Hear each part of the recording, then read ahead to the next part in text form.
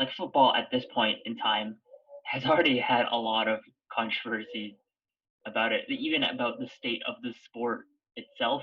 A lot of parents are pulling their kids out of uh, contact football because like there's a lot of signs coming out about not just concussions but just long-term brain health negative effects with regards to involving their kids in football. And in the United States, it's like they involve these kids really young. Like their middle school football teams look the same size as our university football stadiums here in Canada. Like it's crazy. Like the football culture, specifically in certain parts of the country, like Georgia, like the generally the South, Yeah. the southern states. Alabama, Georgia, Yeah, like those Florida. states are yeah, those states are very football centric. Um, but like times are kind of changing. Um, kids are like we'll never like abandon sports in general. It's just like which sport is going to take on that coolness factor. And I think basketball and association like soccer, football, those ones are kind of taking hold. And then you got your other sports. You got like ultimate frisbee. You still got like lacrosse. You got rugby making its you know that sport is growing. And so I think the culture has to change, otherwise the sport itself could be left in in a little bit of just in terms of the amount of people who are interested in watching it and interested in playing it. You might lose some of those people unless you end up changing the culture. So you got to really look at it this thing long term. Like, what do we want football to look like? Not just 5 years from now, but like maybe 10 years from now, 20 years from now, 50 years from now. What do we want it? What do we want football to look like? Right. And so those are just my thoughts. It is an interesting way to look at it, and actually brings me back to something I was watching yesterday afternoon. If you ever are on YouTube or Spotify or any of those streaming services, I would highly suggest you check out the Spitting Chicklets podcast, hosted by former NHL players Paul Bissonnette and Ryan Whitney. And they had an interview with former NHL GM Brian Burke, former Maple Leafs GM, actually, Brian Burke. Fun fact for you.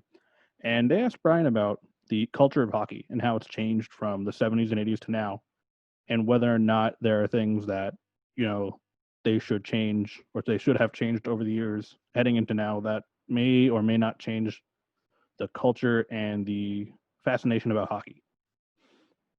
And it goes hand in hand with talking about football, because with football it is very much a contact sport. Like you're not going to be able to get away from that point, right? With hockey, there will be hitting, there will be checking, there will be fighting.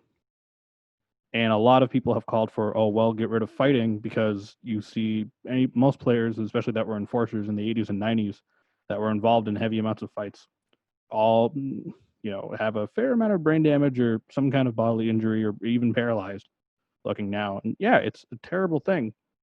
The NHL has taken its actions to diminish the amount of fighting. They're still fighting. The culture of hockey, from what the old school guys know from, the early days of professional hockey, still stands.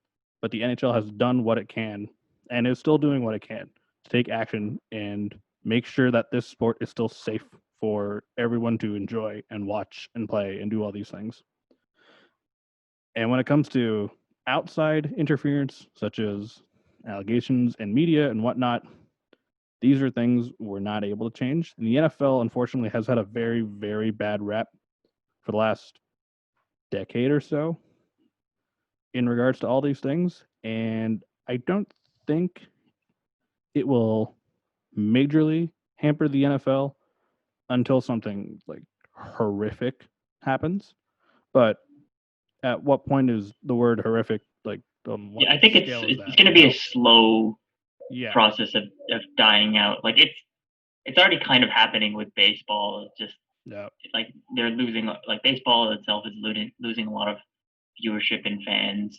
If it wasn't for the people in Central and South America coming into play, then I feel like they would kind of lose a lot of um, their their players really, um, in terms of like the top tier players, um, and yeah, with regards to football, with regards to any sport, you got to look at it like long term vision, and I think like basketball is really doing a good job at that.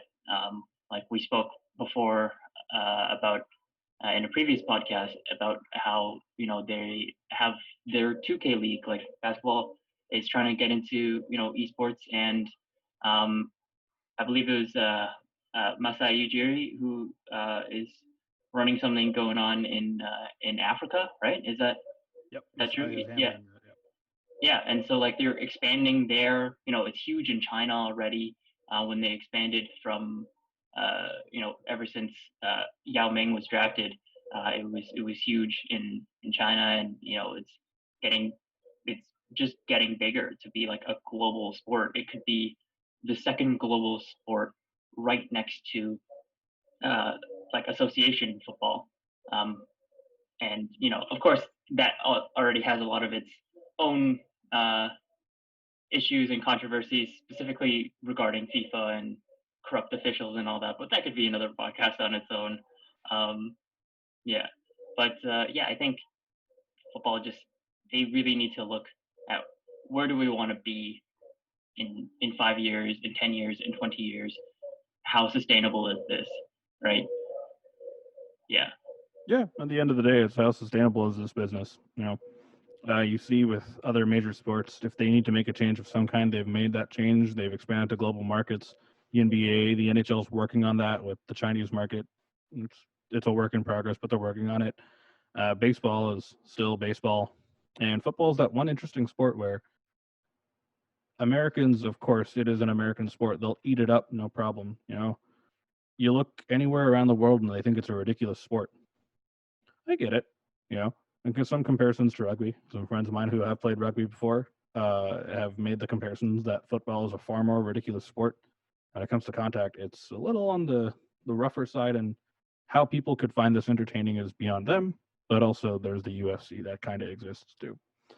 Point being here is eventually there will be a time where organizations will have to look at all these things that are happening, these allegations, a change in the way the game is played, a change in viewership and whatnot, where they'll have to sit down and think, okay, we should actually get with the times. We need to stop sitting around and thinking, well, if we keep doing what we're doing, everything's going to be okay. Nothing can hurt us. That's not possible because now you're seeing that a lot of people are getting affected by these things.